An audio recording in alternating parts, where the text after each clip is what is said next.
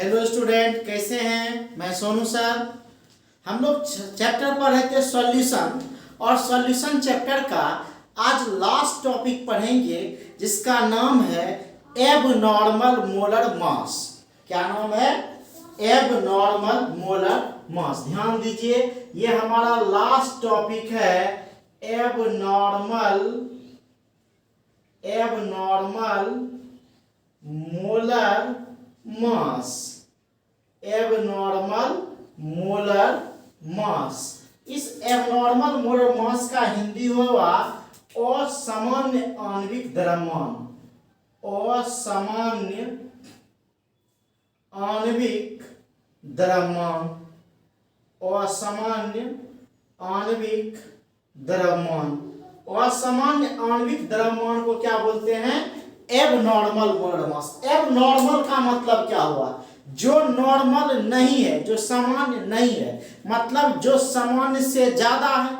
मान लिया जाए कि अगर 1 रुपया को हम नॉर्मल मानते हैं तो 75 पैसा को एबनॉर्मल मानेंगे या 1.25 रुपया को एबनॉर्मल मानेंगे। कहने का मतलब कि जो ज्यादा हो या कम हो, ठीक है, ज्यादा हो तब भी एबनॉर्मल, कम हो तब भी एबनॉर्मल। जैसे सब्जी में जितना मात्रा होना चाहिए स्टैंडर्ड नमक का, उतना मात्रा अगर नमक का डालते हैं तो वह सामान्य मात्रा हो गया। अब अगर नमक ज्यादा हो जाए, थोड़ा सा भी ज्यादा हो गया तो असामान्य, अगर नमक थोड़ा सा भी कम हो गया तो भी असामान्य। तो कहता है सामान्य का मतलब हो गया कि जो होना चाहिए, और असामान्य का मतलब क्या हो गया? उससे ज्यादा या उससे कम। उसी को क्या कहते हैं? असामान्य। आणविक द्रव्यमान मतलब आणविक भार। सामान्य अनुभार से जब भार ज्यादा हो जाए या सामान्य अनुभार से जब भार कम हो जाए तब उसको असामान्य आणविक द्रव्यमान कहते हैं। तो इसमें हम लोग लिखेंगे वह कब होगा? या तो टूटेगा तब घटेगा या जुटेगा तब घटेगा। एक निश्चित मात्रा लिए हैं, उसमें जोड़ेंगे तब बढ़ेगा या उससे कुछ निकालेंगे तब घटेगा। तो जब बढ़ाते हैं तो उसको कहते हैं संयोजन। क्या कहते हैं? संयोजन। जब बढ़ाते हैं तो संयोजन, और घटा देते हैं तो वियोजन, मतलब विखंडन, टूटना। तो हम लोग क्या बोल सकते हैं? हम लोग बोलेंगे वह पदार्थ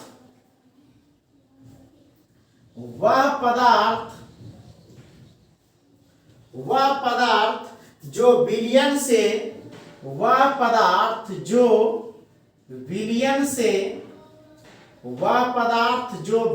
से वियोजित होता है। वियोजित मतलब टूटता है। वियोजित होता है। वह पदार्थ जो विलयन से वियोजित होता है मतलब टूटता है, उसका अनुभार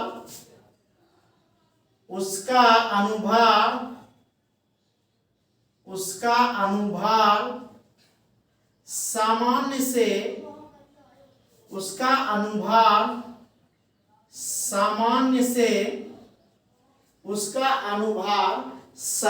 से कम आता है, कम होता है। लिख लीजिए, उसका अनुभार सामान्य से कम होता है। ठीक है। और कहता है तथा जो संयोजित होता है, मतलब जो पदार्थ संयोजित होता है, संयोजित मतलब जुड़ना, संयोजित होता है, उसका अनुभार सामान्य से क्या होगा? अधिक होता है। अधिक होता है। तो देख रहे हैं कि सामान्य से कम भी है और सामान्य से अधिक भी है। तो सामान्य से कम हो रहा है कब? जब वह टूटता है। और सामान्य से अधिक हो रहा है कब? जब वह जुड़ता है। तो अधिक होता है। ठीक है। कहता है इस प्रकार प्राप्त अनुभार को, इस प्रकार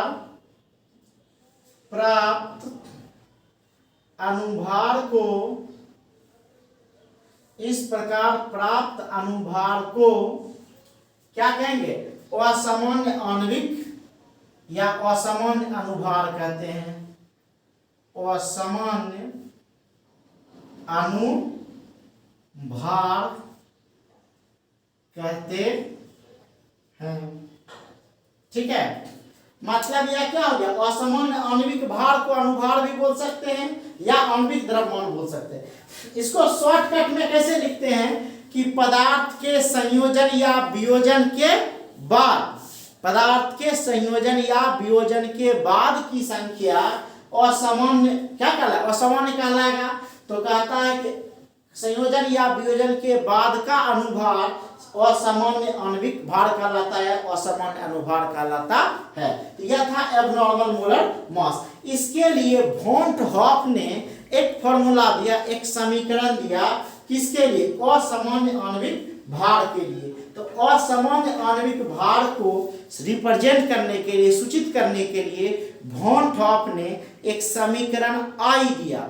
आई उसने क्या बताया कि संयोजन या वियोजन के बाद की संख्या बटा संयोजन या वियोजन के पहले की संख्या को क्या कहेंगे, असामान्य आणविक भार कहेंगे।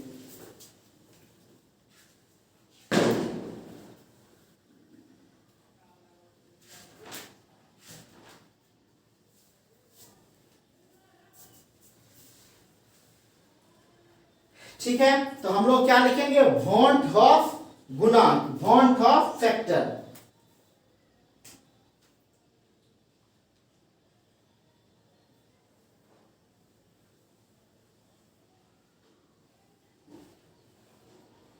Von Hoff factor, van Hoff factor का हिंदी होता है वॉन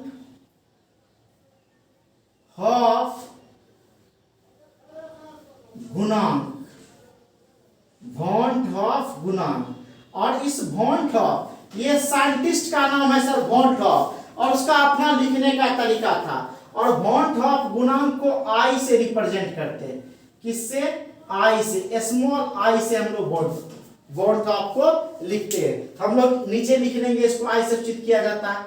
यह जो फैक्टर दिया गया था यह 1886 ईस्वी में यह दिया गया था वॉन हॉफ के द्वारा। तो वॉन हॉफ ने क्या कहा, कहता है वॉन हॉफ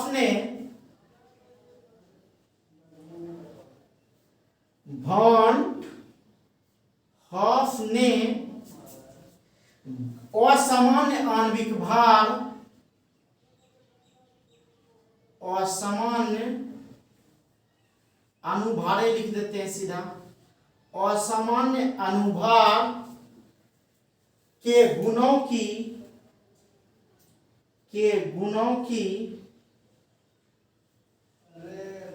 सीमा निर्धारण के लिए, सीमा निर्धारण के लिए, असामान्य अनुभार के गुणों की सीमा निर्धारण के लिए एक गुणांक आई, गुणांक आई, ध्यान दीजिए, गुणांक आई प्रस्तुत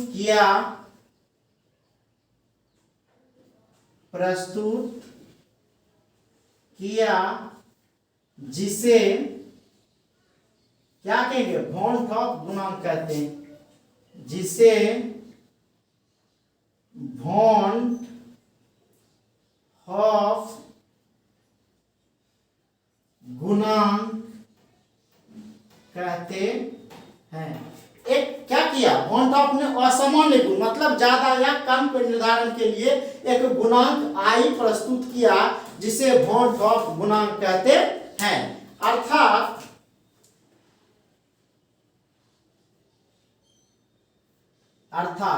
आई बराबर क्या हो जाएगा, क्या बता, आई बराबर कि संयोजन या वियोजन के बाद की संख्या बटा संयोजन या वियोजन के पहले की संख्या। संयोजन मतलब जुटना, वियोजन मतलब टूटना। तो जुटने के बाद की संख्या या जुटने के पहले की संख्या बटा क्या लिख देंगे, संयोजन या वियोजन के बाद की संख्या। आई बराबर संयोजन या वियोजन के बाद की संख्या बटा संयोजन या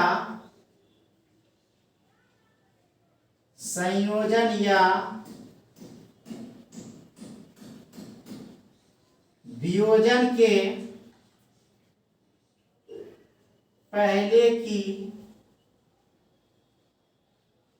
संख्या, संयोजन या वियोजन के बाद की संख्या बटा संयोजन या वियोजन के पहले की संख्या, इसी को कहते हैं। अब संयोजन या वियोजन के बाद, तो संयोजन या वियोजन के बाद का मतलब हो गया ऑब्जर्व्ड कोलिगेटिव प्रॉपर्टी, मतलब जो ऑब्जर्व किया गया, ठीक है। उसके बाद जो पहले से लिया गया नहीं, तो पहले से जो लिया गया तो नॉर्मल, और जो बाद में घटा या बढ़ा तो वह हो गया एबनॉर्मल। तो एबनॉर्मल मतलब उसी को ऑब्जर्व कहते हैं। तो हम लोग लिख सकते हैं आई बराबर, हम लोग लिख सकते हैं आई बराबर, क्या लिख सकते हैं, आई बराबर प्रायोगिक अनुसंख्यक, आई बराबर प्रायोगिक अनुसंख्य गुण, प्रायोगिक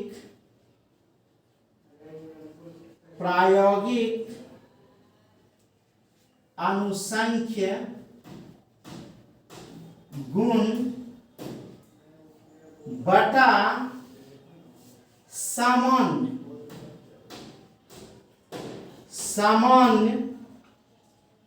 अनुसंख्य गुण।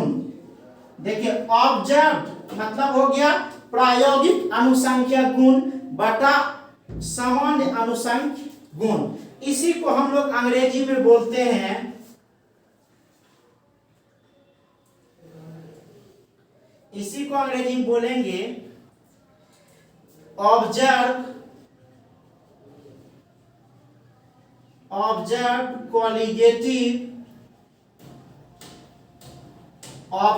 कॉलिगेटिव प्रॉपर्टीज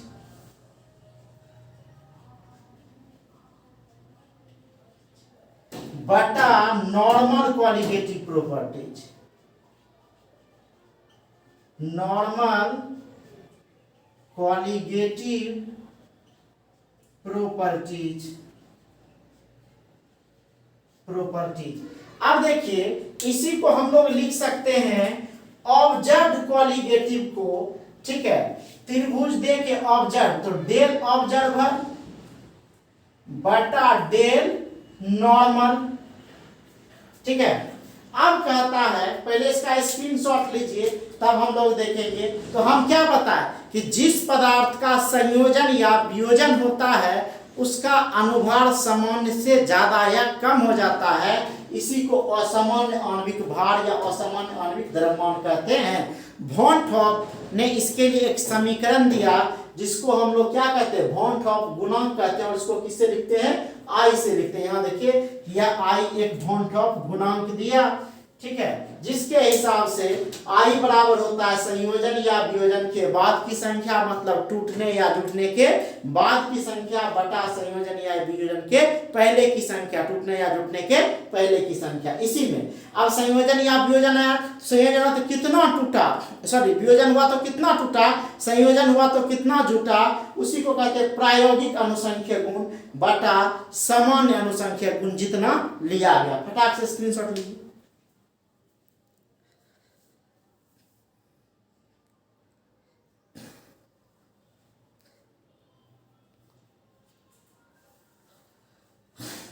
हो गया। अब हम लोग देखेंगे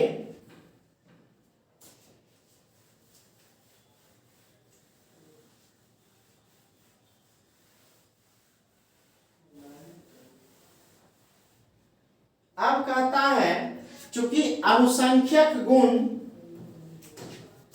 चूंकि अनुसंख्यक गुण, चूंकि अनुसंख्यक गुण विलय के आणविक भार के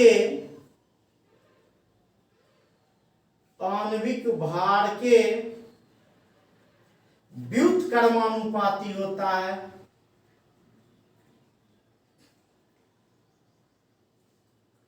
व्युत्क्रमानुपाती होता है। अतः चूंकि अनुसंख्या गुण विलय के आणविक भार के व्युत्क्रमानुपाती होता है, अतः क्या हो जाएगा? अब आई बराबर, अब आई बराबर उलट जाएगा। अब व्युत्क्रमानुपाती तो उल्टा, तो सामान्य अनुभार ऊपर चला जाएगा, प्रायोगिक अनुभार नीचे आ जाएगा। तो हम लोग लिख सकते हैं ऊपर पर सामान्य आणविक भार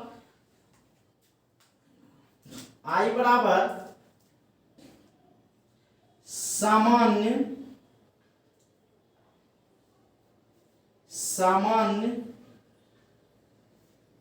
आणविक भार, सामान्य आणविक भार, इसको अंग्रेजी में क्या कहेंगे? Normal molar mass, normal molar mass बटा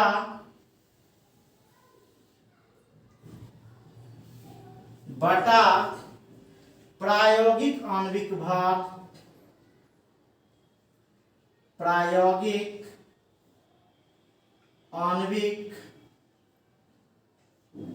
आणविक भार क्या हो जाएगा? Observed molar mass, molar mass. इसी को लिखते हैं सर शॉर्ट में एम नॉर्मल,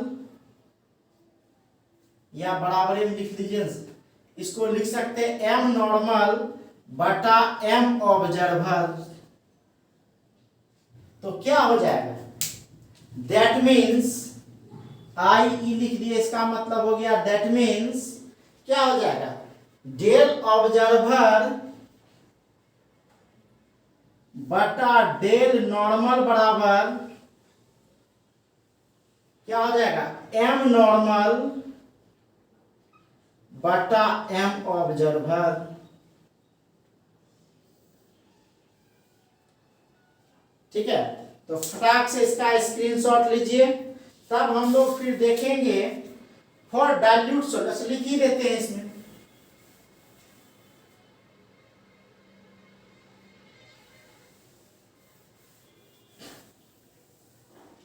अब कहता है तनु विलयन के लिए फॉर डाइल्यूट सॉल्यूशन, तो क्या हो जाएगा? तनु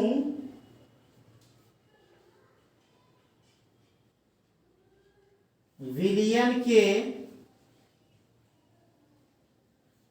लिए क्या हो जाएगा सर? तनु विलयन के लिए डाइल्यूट सॉल्यूशन। तनु का मतलब क्या बताए थे कि जब विलय की मात्रा कम हो और विलायक बहुत बहुत बहुत ज्यादा हो, तब जो विलयन बनेगा उसको तनु विलयन कहते हैं। तो तनु विलयन के लिए नॉर्मल कंडीशन में विलय क्या होगा? ठीक है, फिर जब ज्यादा हो जाएगा संयोजन के कंडीशन में क्या होगा, वियोजन के कंडीशन में क्या होगा, वो हम लोग देखते हैं। तो normal condition of solute, normal condition of solute मतलब विलय की सामान्य अवस्था में क्या होगा। ठीक है, फिर हम लोग देखेंगे एसोसिएशन,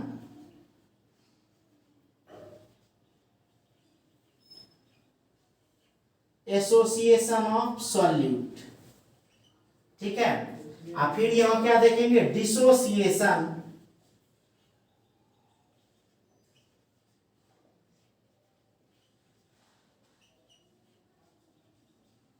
सॉल्यूट।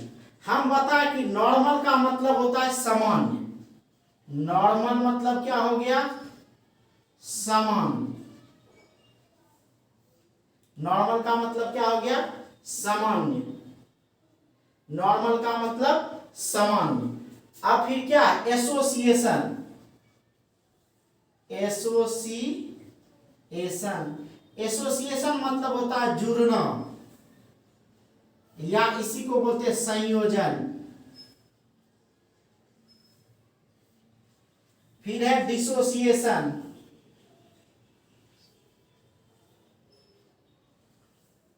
डिसोसिएशन मतलब होता है टूटना, या इसी का हुआ वियोजन।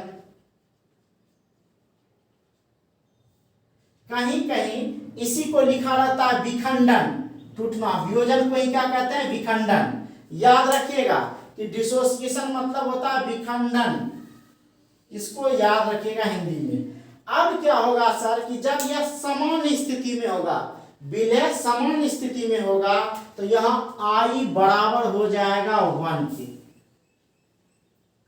आई बराबर क्या हो जाएगा? 1 के। मतलब यह वॉन्ट ऑफ गुणांक जो है यह 1 के इकाई के बराबर होगा। अब क्या हो जाएगा? जब एसोसिएशन होगा, तो एसोसिएशन का मतलब होता है जुड़ना। तो जब अलग अलग मॉलिक्यूल अलग अलग थे और जब जुड़ गया तो वह मॉलिक्यूल जुड़ के एक हो गया, आयतन उसका क्या हो जाएगा? दोनों जुड़ गया तो संख्या 2 था, अब क्या हो गया? 1 हो गया, तो आई घट गया, तो आई क्या हो जाएगा? आई छोटा हो जाएगा किससे? 1 से। कब? जब जुड़ेगा तब। और जब यह टूट जाएगा तो क्या होगा? टूटेगा तो क्या होगा? जैसे कि NaCl, Na प्लस में टूटा, Cl में संख्या क्या हो गया? बढ़ गया, तो यह क्या हो जाएगा? आई ज्यादा बड़ा हो जाएगा किससे? ज्यादा हो जाएगा किससे? 1 से। बात दिमाग में बैठाइए कि अगर बराबर है, सामान्य है, नॉर्मल है, तो आई बराबर हो जाएगा 1 के।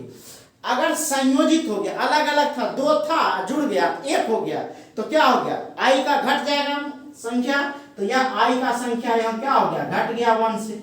अब जब टूट गया तो 1 से क्या हो गया? संख्या ज्यादा हो गया, तो आई का संख्या ज्यादा हो गया, तो आई बड़ा हो गया। फटाक से स्क्रीनशॉट ले लीजिए।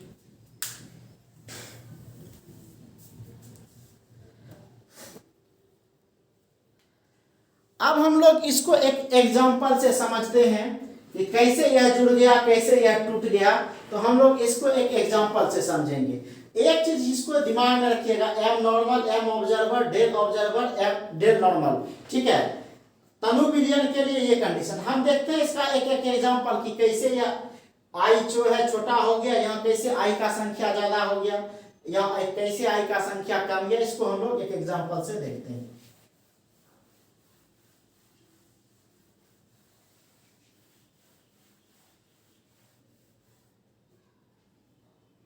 एग्जाम्पल जैसे देखते हैं, नंबर 1 कि NaCl के जलीय विलयन के लिए,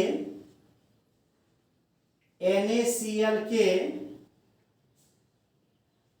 जलीय विलयन के लिए,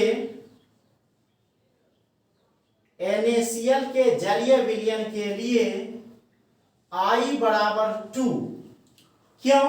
क्योंकि टूटेगा तो Na प्लस Cl माइनस में, आई बराबर 2। क्योंकि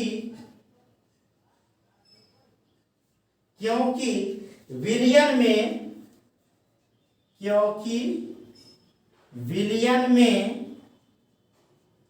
NaCl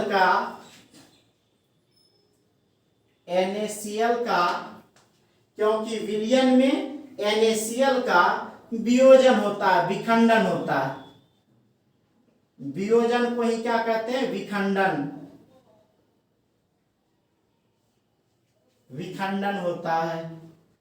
विखंडन मतलब टूटना हो जाता है, टूटना इसको बोल सकते हैं। जैसे यहां NaCl है, अब इसको जब तोड़िएगा तो यह Na प्लस Cl माइनस में टूटेगा, ठीक है। अब कैसे होता है कि यह एक bond never cycle chemical bond में था, वहां देखते हैं, या आगे हम लोग कभी चर्चा करेंगे इसका। तो यह था NaCl, तो I बराबर 2 हो गया। अब दूसरा देखेंगे, यह तो था क्या? जब विखंडन हो गया, वियोजन हो गया, डिसोसिएशन हो गया। अब जब एसोसिएशन होगा तो क्या होगा? अब देखते हैं I 1 से ज्यादा, I यहाँ 2 है।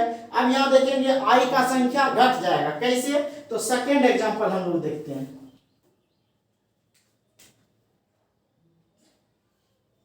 सेकेंड एग्जांपल कहता है बेंजीन विलायक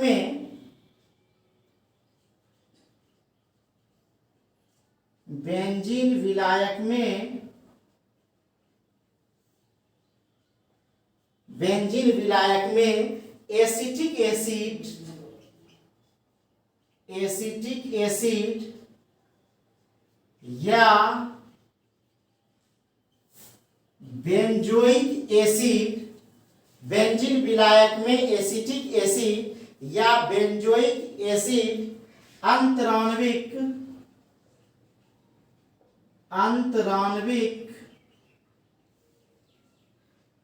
हाइड्रोजन बंधन के कारण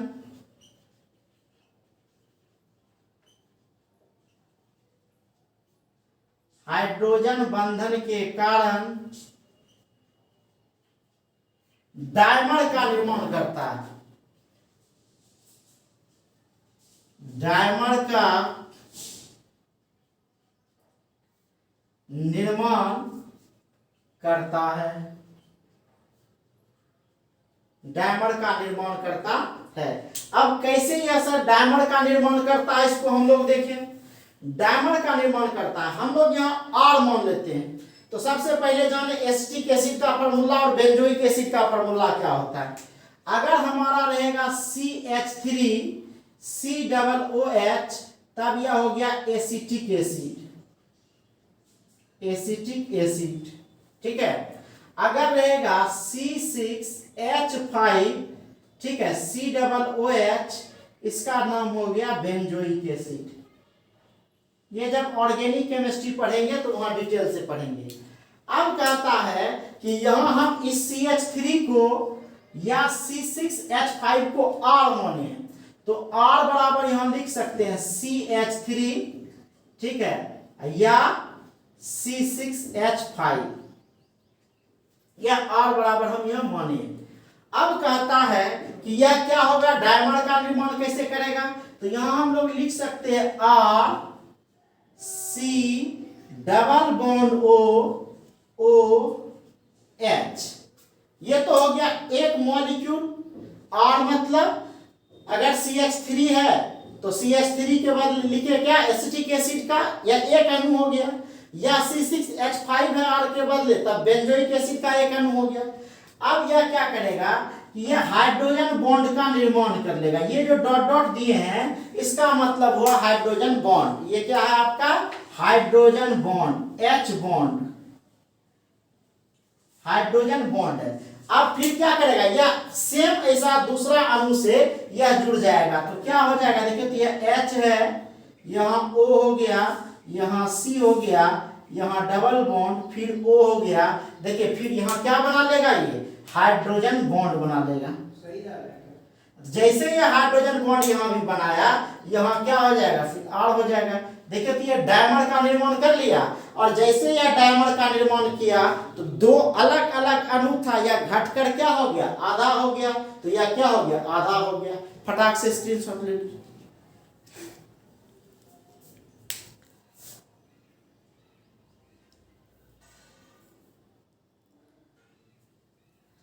अब कहता है कि यह हाइड्रोजन बॉन्ड है, यह हाइड्रोजन बॉन्ड है, यह एक अणु था या दूसरा अणु था, दोनों मिलके क्या हो गया, एक हो गया।